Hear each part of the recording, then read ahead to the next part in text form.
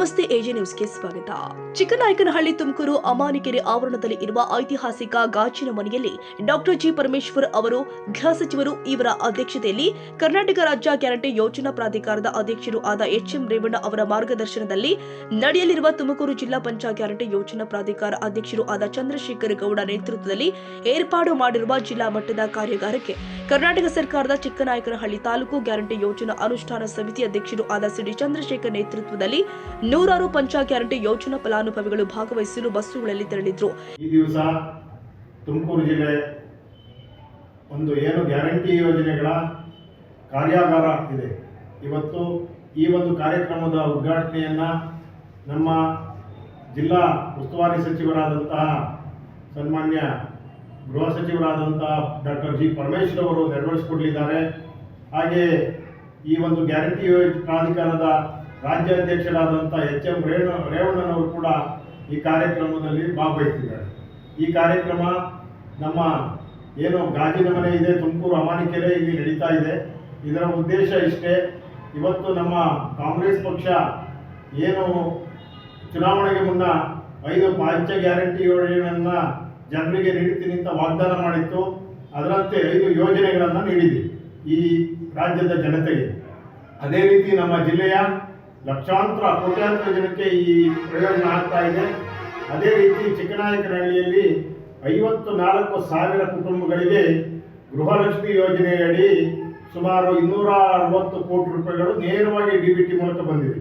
ಕಳೆದ 26 ತಿಂಗಳಿಂದ ಸುಮಾರು 260 ಕೋಟಿ ರೂಪಾಯಿಗಳು ನೇರವಾಗಿ ಅವರಿಗೆ ಬರ್ತಾ ಇದೆ ಗೃಹಲಕ್ಷ್ಮಿ. ಅದೇ ರೀತಿ ಹೆಣ್ಣು ಮಕ್ಕಳಿಗೆ ಮತ್ತೊಂದು ಯಶಸ್ವಿ ಯೋಜನೆ ಯಾವುದಪ್ಪ ಅಂದರೆ ಶಕ್ತಿ ಯೋಜನೆ. ಶಕ್ತಿ ಯೋಜನೆ ಮುಖಾಂತರ ಬಸ್ನಲ್ಲಿ ತಂದೆ ತಾಯಿಗಳ ಮನೆಗೆ ಹೋಗ್ತಕ್ಕಂಥದ್ದು, ಅತ್ತೆ ಮನೆಗೆ ಹೋಗ್ತಕ್ಕಂಥದ್ದು, ದೇವಸ್ಥಾನಗಳಿಗೆ ಹೋಗ್ತಕ್ಕಂಥದ್ದು, ಅಣ್ಣ ತಮ್ಮಂದಿರ ಮನೆಗೆ ಹೋಗ್ತಕ್ಕಂಥ ಏನು ಮಹಿಳೆಯರಿಗೆ ಉದ್ಯೋಗಕ್ಕೆ ಗಾರ್ಮೆಂಟ್ಸ್ಗೆ ಹೋಗುವಂಥವ್ರಿಗೆ ಉಚಿತವಾಗಿ, ಹೀಗೆ ಎಲ್ಲ ಹೆಣ್ಮಕ್ಳುಗಳು ಕೂಡ ಉಚಿತವಾಗಿ ಓಡಾಡಲಿ ಅಂತ ಏನು ಶಕ್ತಿ ಯೋಜನೆ ಬಸ್ಸು ಉಚಿತ ಇತ್ತು. ಅದರಲ್ಲಿ ಸುಮಾರು ಇದುವರೆಗೂ ಕೂಡ 54 ಕೋಟಿ ರೂಪಾಯಿ ಹಣವನ್ನು ಹೆಣ್ಮಕ್ಳು ಪಡೆದುಕೊಂಡಿದ್ದಾರೆ. ಆ ಮುಖಾಂತರ ಓಡಾಟವನ್ನು ನಡೆಸಿದ್ದಾರೆ. ಅದೇ ರೀತಿ ಉಚಿತ ವಿದ್ಯುತ್ ಗೃಹ ಜ್ಯೋತಿ ಯೋಜನೆ.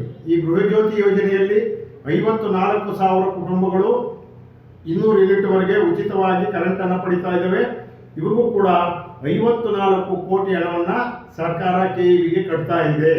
ಅದೇ ರೀತಿ ಯುವ ನಿಧಿ ಅಂತಕ್ಕಂಥದ್ದು ಏನಪ್ಪ ಅಂದರೆ, ಯುವ ನಿಧಿ ಅಂದರೆ ಯುವಕರು ಏನಿದ್ದಾರೆ ಡಿಗ್ರಿ ಮಾಡಿರ್ತಕ್ಕಂಥವ್ರು, ಡಬಲ್ ಡಿಗ್ರಿ ಮಾಡಿರ್ತಕ್ಕಂಥವ್ರು, ಡಿಪ್ಲೊಮೊ, ಇಂಜಿನಿಯರು, MBBS, ಇವ್ರಿಗೆ ಉದ್ಯೋಗ ಇಲ್ಲ 2 ವರ್ಷದಲ್ಲಿ ಇದ್ಕೊಳ್ಳಿ ಅಂಥ ಯುವಕರಿಗೆ ಯುವ ನಿಧಿಯನ್ನು ಕೊಡ್ತಕ್ಕಂಥದ್ದು. ಅಂದರೆ 3,000 ರೂಪಾಯಿ ಡಬಲ್ ಡಿಗ್ರಿ ಆದವ್ರಿಗೆ, ಡಿಪ್ಲೊಮೊ ಆಗಿರ್ತಕ್ಕಂಥವ್ರಿಗೆ 1,500 ಪ್ರತಿ ತಿಂಗಳು ನೇರವಾಗಿ ತಲುಪ್ತಾ ಇದೆ. ಇದುವರೆಗೆ 1,80,00,000 ನಮ್ಮ ತಾಲೂಕಿನ ಯುವಕರಿಗೆ ಬಂದಿದೆ. ಯುವಕರು ಈ ಯೋಜನೆಯನ್ನು ಸದುಪಯೋಗ ಪಡಿಸಬೇಕು. ಅದಾದ ನಂತರ ಅನ್ನಭಾಗ್ಯ ಯೋಜನೆ, ಇದು ಅತ್ಯಂತ ಯಶಸ್ವಿ ಯೋಜನೆ. ಇವತ್ತು ಯಾರ ಮನೆ ಮುಂದೆ ಕೂಡ ಭಿಕ್ಷೆ ಬೇಡವಿಲ್ಲ. ಇವತ್ತು ನಾವು ನೋಡ್ತಾ ಇದ್ದೀವಿ. ಯಾಕೆ ಅಂದರೆ ದೇವರು ನಮ್ಮ ಸರ್ಕಾರ ಅನ್ನವನ್ನು ಕೊಡ್ತಾ ಇದೆ. ಇವತ್ತು 10 kg ಅಕ್ಕಿಯನ್ನು ಉಚಿತವಾಗಿ ಕೊಡ್ತಾ ಇದೆ. ಇದುವರೆಗೂ ಸುಮಾರು 54 ಕೋಟಿ ರೂಪಾಯಿ ಹಣವನ್ನು ಅವರ ಖಾತೆಗೆ ಡಿಬಿಟಿ ಮೂಲಕ ಆಗ್ತಿತ್ತು. ಕೆಲವರು ನಮಗೆ ಹಣ ಬೇಡ ಅಂತ ಹೇಳಿರೋದ್ರಿಂದ ಈ ಒಂದು 10 kg ಅಕ್ಕಿಯನ್ನು ಕೊಡ್ತಾ ಇದೆ. ಮುಂದಿನ ದಿನದಲ್ಲಿ ಅದು ಕಡಲೆಕಾಯಿ ಎಣ್ಣೆ, ಬೇಳೆ, ಈ ಥರದ್ದು ಏನು ಮನೆಗೆ ಅವಶ್ಯಕತೆ ಇದೆಯೋ ಅವುಗಳು ಕೊಡ್ತಕ್ಕಂಥ ಕೆಲಸವನ್ನು ನಮ್ಮ ಸರ್ಕಾರ ಮುಂದಿನ ಯುಗಾದಿಯೊಳಗೆ ಮಾಡ್ತದೆ. ಈ ಎಲ್ಲ ಪಂಚ ಗ್ಯಾರಂಟಿ ಯೋಜನೆಗಳ ಉದ್ದೇಶ ಬಡವರಾಗಿ ಉಳಿಬಾರ್ದು, ಶ್ರೀಮಂತರಾಗಬೇಕು. ಬಡವರು ಕೂಡ ಸ್ವಾಭಿಮಾನವಾಗಿ ಬದುಕಬೇಕು. ಬಡವರು ಇನ್ನೊಬ್ಬರ ಮನೆ ಮುಂದೆ ಕೈ ಚಾಚಬಾರ್ದು.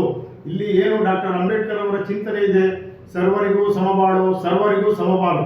ಎಲ್ಲರ ಹತ್ರನೂ ಕೂಡ ಜಮೀನಿಲ್ಲ ಗೇಯಕ್ಕೆ. ಕೆಲವರು ಹೇಳ್ತಾರೆ, ಟೀಕೆ ಮಾಡ್ತಾರೆ, ಯಾಕೆ ಅಷ್ಟು ಕೆಲಸ ಮಾಡಲಿ, ದುಡಿಲಿ ಅಂತ. ಆದರೆ ಜಮೀನುಗಳನ್ನೆಲ್ಲ ಇವರು ಹಿಂದೆ ಏನು ಮಾಡಿದ್ದಾರೆ ಅಂದರೆ, ಎಲ್ಲ ಇವ್ರದ್ದು ಸ್ವಂತ ಜಮೀನುಗಳನ್ನ ಮಾಡ್ಕೊಂಡು ಇವತ್ತು ಗೇಯ್ತಿರೋರೆಲ್ಲ ಬಡವರು, ದಲಿತರು, ಹಿಂದುಳಿದವರು.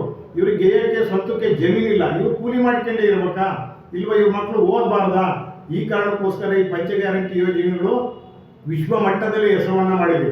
ಇಡೀ ವಿಶ್ವವೇ ಇವತ್ತು ವಿಶ್ವ ದಾಖಲೆಯನ್ನು ನಮ್ಮ ಶಕ್ತಿ ಯೋಜನೆ ಮಹಿಳೆಯರು ಓಡಾಡಿರ್ತಕ್ಕಂಥದ್ದು. 600 ಕೋಟಿ ಟಿಕೆಟನ್ನು ಕರ್ನಾಟಕದಲ್ಲಿ ಇವತ್ತು ಮಹಿಳೆಯರಿಗೋಸ್ಕರ ಉಚಿತವಾಗಿ ಹರಿದಿರ್ತಕ್ಕಂಥದ್ದು. ಇದು ಒಂದು ಗಿನ್ನಿಸ್ ದಾಖಲೆಯಾಗಿದೆ.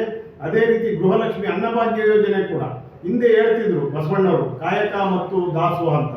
ಆ ಕಾಯಕವನ್ನು ನಂಬಿರ್ತಕ್ಕಂಥ ಸಿದ್ದರಾಮಯ್ಯನವರು, DK ಶಿವಕುಮಾರ್ ಅವರು, ಅವರ ಯಶಸ್ವಿ ಸರ್ಕಾರ ಇದು ನಮ್ಮ ಕರ್ನಾಟಕ ಸರ್ಕಾರ.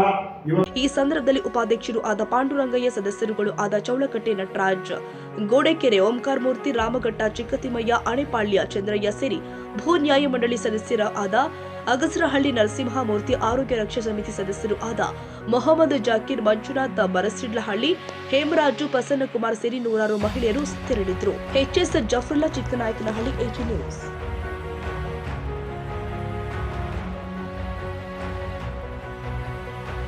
ಕನ್ನಡಿಗರ ಮೆಚ್ಚಿನ ನಿಮ್ಮ AJ 24/7 ನ್ಯೂಸ್ ಕನ್ನಡ ವಾಹಿನಿ ಇದೀಗ ಟಿವಿಯಲ್ಲಿ ಲಭ್ಯ.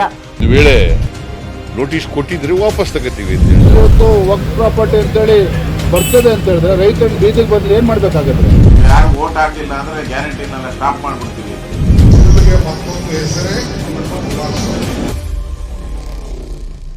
ಕರ್ನಾಟಕ ಮತ್ತು ದೇಶ ವಿದೇಶ 360 ಡಿಗ್ರಿ ಸುದ್ದಿ ಹಾಗೂ ಉತ್ತರ ಕರ್ನಾಟಕ, ಬೆಳಗಾವಿ, ಬಾಗಲಕೋಟೆ, ಧಾರವಾಡ, ಹಾವೇರಿ, ಗದಗ, ಬಿಜಾಪುರ ಜಿಲ್ಲೆಯ ಕ್ಷಣ ಕ್ಷಣದ ವಿವರವನ್ನ ಪಡೆಯುವುದಕ್ಕೆ AJ 24/7 ನ್ಯೂಸ್ ಕನ್ನಡ ವಾಹಿನಿಯನ್ನ ಲೈಕ್ ಮಾಡಿ, ವಿಡಿಯೋಗಳನ್ನ ಶೇರ್ ಮಾಡಿ, ಕಮೆಂಟ್ ಮಾಡುವ ಮೂಲಕ ನಮ್ಮ ವಾಹಿನಿಗೆ ಸಹಕಾರ ನೀಡಿ ಮತ್ತು ಚಾನೆಲ್ ಅನ್ನ ಸಬ್ಸ್ಕ್ರೈಬ್ ಮಾಡಿ. ಧನ್ಯವಾದಗಳು.